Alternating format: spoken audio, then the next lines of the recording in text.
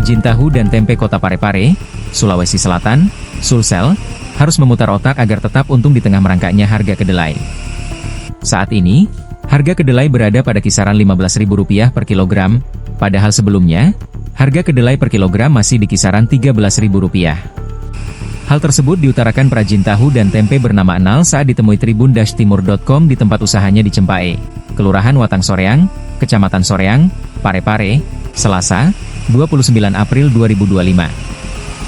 Enal mengungkapkan, kenaikan harga kedelai di Parepare sudah terjadi sejak bulan Februari kemarin. Dia mengutarakan, meski ada kenaikan harga kedelai pihaknya tidak menaikkan harga tahu tempenya. Namun kata dia, pihaknya harus mentaktisi ukuran tahu tempenya agar tidak terlalu merugi.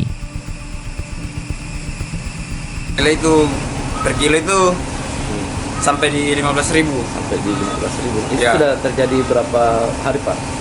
Itu sekitar kayaknya dari 2 bulan yang lalu. 6 bulan yang lalu. Pak. Berarti sebelumnya, Pak, sebelum 15 per kilo berapa?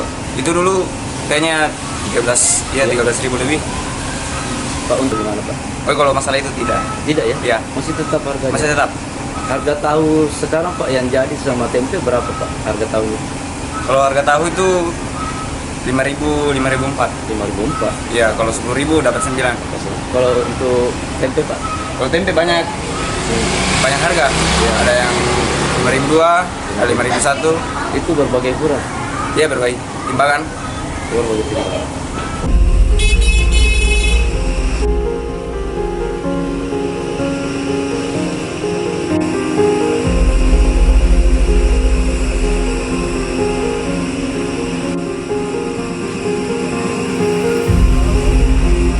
Download Tribun X sekarang, menghadirkan lokal menjadi Indonesia.